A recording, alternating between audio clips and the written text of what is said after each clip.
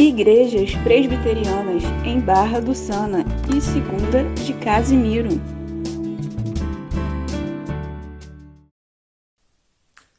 Graça e paz a todos, meu nome é Carlos, eu sou pastor das Igrejas Presbiterianas em Barra do Sana e também a Segunda Igreja Presbiteriana em Casimiro de Abreu.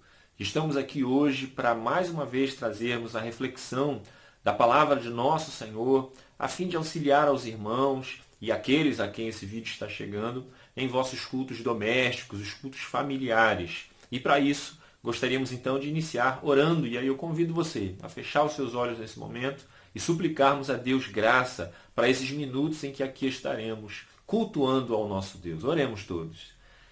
Senhor, nosso Deus e Pai, obrigado por mais um dia em Tua presença, obrigado pela vida de cada um, Senhor, em que podemos nesse instante estar compartilhando da Tua palavra, orando, cantando ao Senhor, bendizendo ao Teu santo nome, Pai.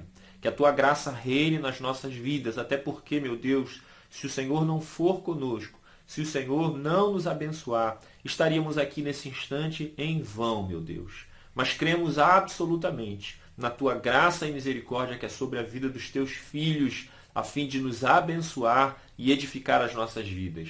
Obrigado, Senhor, em nome de Jesus. Amém.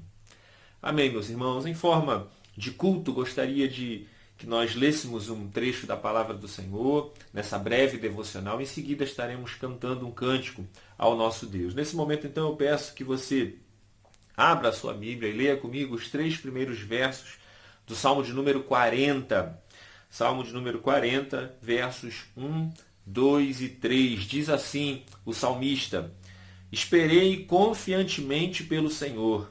Ele se inclinou para mim e me ouviu quando clamei por socorro. Tirou-me de um poço de perdição, de um tremedal de lama. Colocou-me os pés sobre uma rocha e me firmou os passos.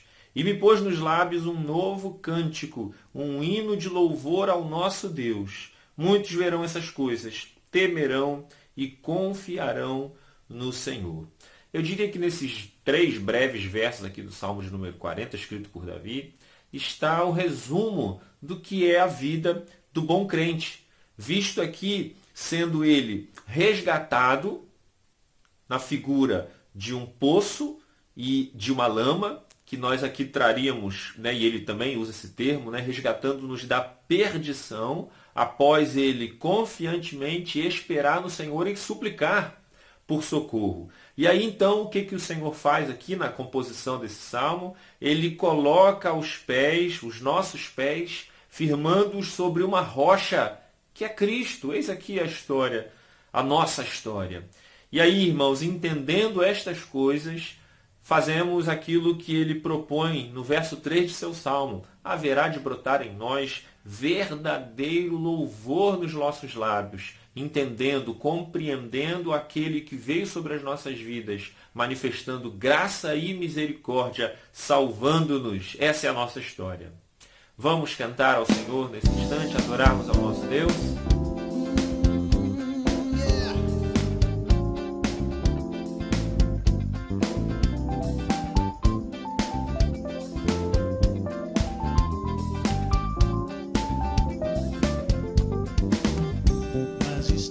Vejo a sua mão e no vento ouço a sua voz. Deus domina sobre terra e mar, porque Ele é pra mim. Eu sei o sentido do Natal, pois na história tem o seu lugar.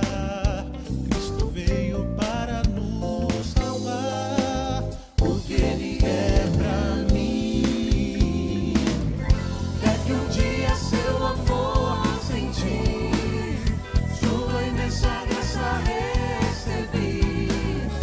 Descobri então que Deus não vive longe lá do céu, sem se importar comigo.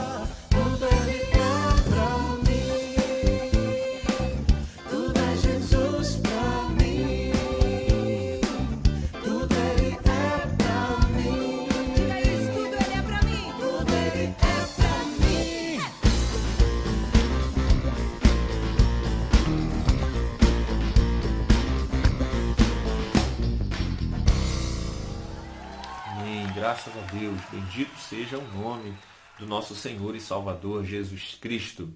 Chegamos agora, irmãos, ao momento mais importante desse vídeo, que é o momento de nossa reflexão, de nos depararmos com a palavra de Deus, com a voz do Senhor a ser direcionada para as nossas vidas. Vamos meditar na palavra de Deus? Bom, não antes de orarmos ao Senhor e suplicarmos uma vez mais graça para esse momento. Oremos. Senhor, nosso Deus e Pai, eis aqui a Tua palavra, meu Deus. Eis aqui as nossas vidas, ansiosos, Senhor, de ouvir da Tua voz, prontos a receber de Ti toda boa instrução, vindo do alto, Senhor, para edificar as nossas vidas. Guia-nos sempre nos Teus caminhos, Senhor, e que haja em nós verdadeira atenção à Tua palavra, verdadeira devoção ao reino de Cristo sobre nós. Dá-nos isso nesse instante, em nome de Jesus. Amém, meus irmãos. Bom, prosseguindo com a nossa série de breves reflexões no livro de Atos dos Apóstolos, nós chegamos hoje aqui ao final do capítulo 2. Vamos aqui encerrar a nossa reflexão no capítulo 2, tentando entender, irmãos, como que era a igreja primitiva, os nossos primeiros irmãos, principalmente agora, a partir deste sermão de Pedro, em que cerca de 3.000 pessoas foram convertidas. Você deve se lembrar que a igreja cristã ela começou com um número de 120 pessoas, somando-se agora, nesta conversão aí de cerca de 3.000 pessoas, através da pregação de Pedro. E aí, irmãos, o nosso objetivo nessa reflexão é tentar entender como eram esses primeiros crentes, como que eles cultuavam ao Senhor, e ainda, como que esses nossos primeiros irmãos eles eram vistos na sociedade. São perguntas interessantes que tentaremos responder nesta nossa reflexão, onde eu convido você,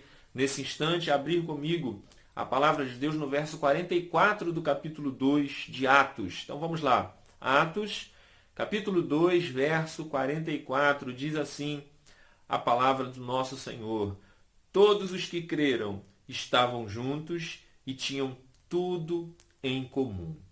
Mas, irmãos, nós não podemos seguir adiante nessa reflexão sem antes trazermos aqui 3 breves considerações ao texto. E aí, em seguida, a gente vai tentar responder aquelas primeiras questões que nós trouxemos aqui. Bom, a primeira consideração é a seguinte: ao contrário das igrejas presbiterianas em Barra do Sana e a segunda igreja presbiteriana em Casimiro de Abreu, que é pastoreada por esse pastorzinho aqui, Carlos, ao contrário disso, a igreja primitiva ela era liderada, pastoreada pelos discípulos de Jesus Cristo. Isso é muito relevante. A gente precisa entender, prestar atenção nisso, para que tenha relevância aqui a nossa observação sobre a conduta desta igreja. Irmãos, eu fiz seminário presencial, fiz até 2 seminários, mas à distância de 2.000 anos de Cristo. E esta igreja aqui era pastoreada por discípulos que conviveram 3 anos e meio, longos 3 anos e meio com Jesus, diariamente com o nosso Senhor. A segunda consideração que nós queremos trazer antes de nós partirmos para a nossa reflexão é a seguinte: muitos desses primeiros irmãos, ou eles foram testemunhas oculares de Jesus, ou no mínimo tinham pleno conhecimento da fama de Jesus à época. O próprio Lucas, que é o autor aqui deste livro de Atos e também autor de seu evangelho, veja o que ele escreveu nas primeiras linhas de seus escritos no evangelho de Lucas. Veja o que ele escreveu.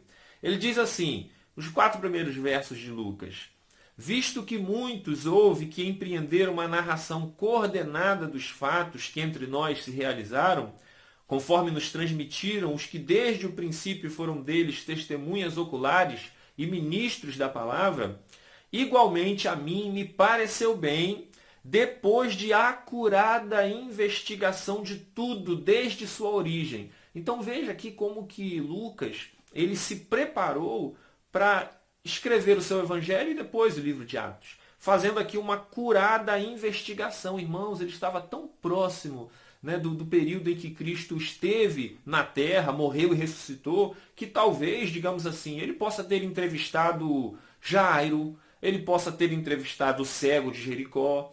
Então a proximidade destes irmãos com a história, com o ponto histórico em que Cristo esteve neste mundo, e tendo inclusive agora aqui contato com os discípulos, isso é muito relevante para nós entendermos esses textos aqui de Atos.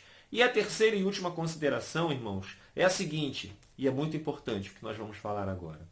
A distância histórica em que nós estamos destes eventos pode nos levar a nos desviarmos seriamente da boa doutrina, conforme aquela brincadeira antiga que você deve conhecer do tal do telefone sem fio. Quem nunca brincou disso, né, irmãos? Quanto maior o número de pessoas brincando de telefone sem fio, maior era a possibilidade de você ter lá na última pessoa ela falando uma frase completamente diferente daquela que falou primeiro. Então, nesse mesmo sentido, irmãos, quanto mais distantes historicamente da doutrina dos apóstolos, se nós não tivermos o cuidado, o apreço e o temor de preservarmos fielmente tais doutrinas, nos veremos perigosamente cultuando a Deus e vivendo o evangelho diferentes daquilo que nos é ensinado pelas Escrituras. Daí eu te pergunto, será que isso já não tem acontecido no nosso meio? Tem. E como tem, irmãos? Justamente por igrejas estarem se desviando das doutrinas dos apóstolos, desse olhar que nós precisamos observar aqui na igreja primitiva. Então, feita aqui estas considerações, vamos analisar então o nosso texto, né? Todos os que creram estavam juntos e tinham tudo em comum. Esse verso, na verdade, ele é um resumo de determinadas características da igreja primitiva, desde o verso 42 indo até o verso 47, onde nós estamos aqui, irmãos, diante de uma igreja coesa, de uma igreja unida no Senhor e agradável ao Pai. E aí esse resumo, ele começa pelo que há de mais importante, fundamental para a igreja, a fé. Todos os que creram. Define para nós, irmãos, uma igreja que ela é formada apenas por pessoas que têm fé em Jesus Cristo.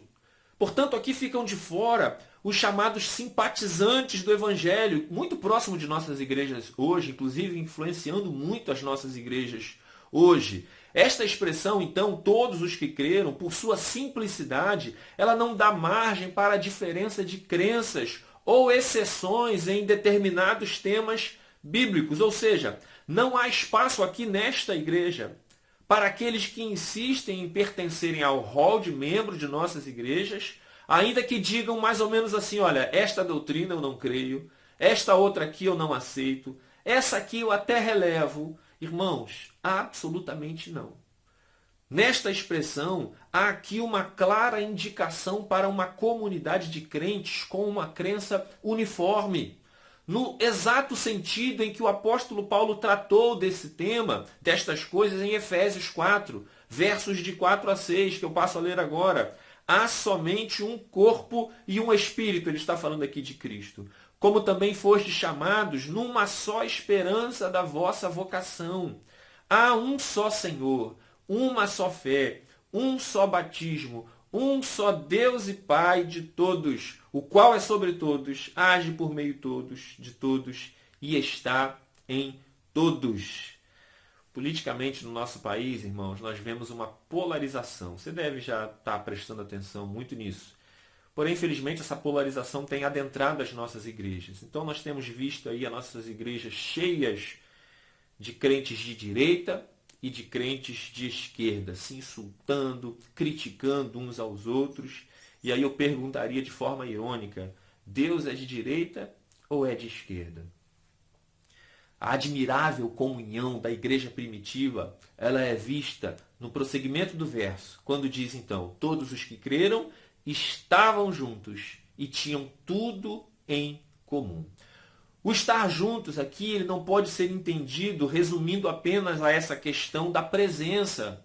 Conquanto no verso 46 nos é dito que diariamente perseveravam unânimes no templo. Diariamente esses irmãos iam juntos para a igreja para adorarem a Deus.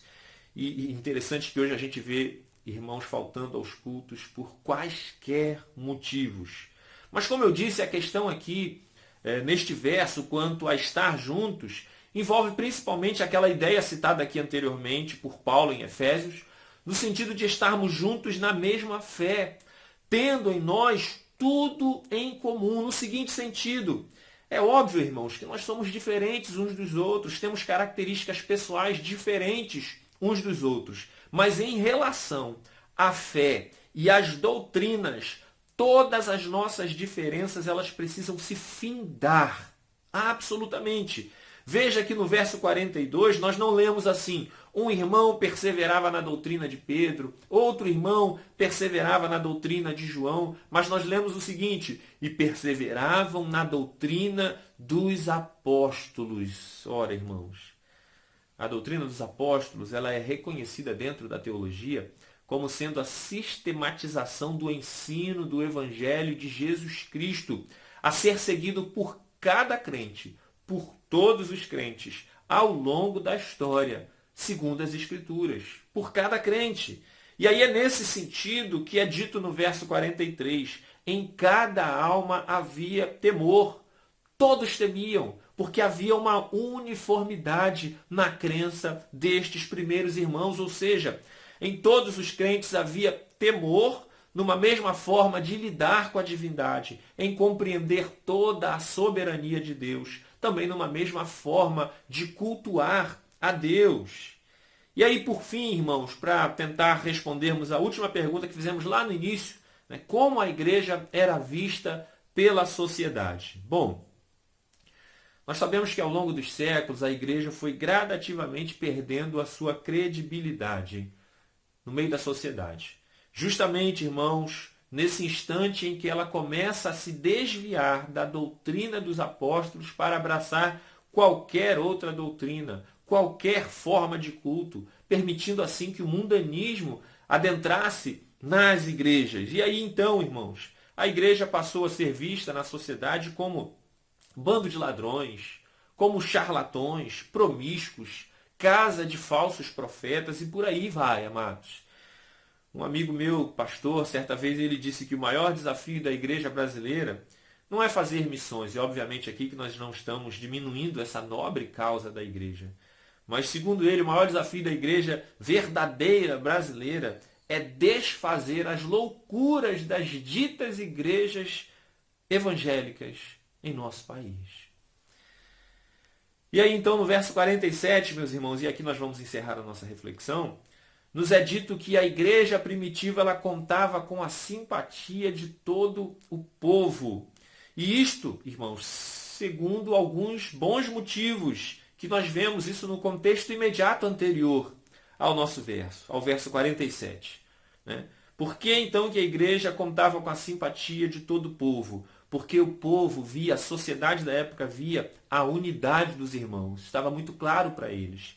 Eles viam, conforme diz aí os textos, os versos anteriores ao 47, eles percebiam a alegria e a singeleza de coração da igreja. E em como eles se amavam uns aos outros e cuidavam uns dos outros. Era notório aos olhos deles. Eles se espantavam com o amor com que eles tinham uns com os outros e como que eles serviam a Deus com toda a alegria e singeleza de coração. Irmãos, eles percebiam claramente estas coisas. E as nossas igrejas hoje, como que a sociedade nos tem visto? Infelizmente, quando nos distanciamos da doutrina dos apóstolos, nós vemos crentes, ao invés de amarem e cuidarem uns dos outros, nós vemos crentes se degladiando, brigando entre si, brigando por poder, e por aí vai. Que haja então em nosso meio, amados, segundo aquilo que nós conseguimos observar na igreja primitiva, que haja então em nosso meio a devida perseverança na doutrina dos apóstolos e que amemos uns aos outros, assim como Cristo amou a sua igreja. Se nos atentarmos para estas coisas, naturalmente nas nossas vidas, seremos vistos e comparados com a beleza da unidade da igreja primitiva, vista aqui no final dos versos do capítulo 2. Que o Senhor assim nos abençoe. Amém. Igrejas Presbiterianas em Barra do Sana e Segunda de Casimiro.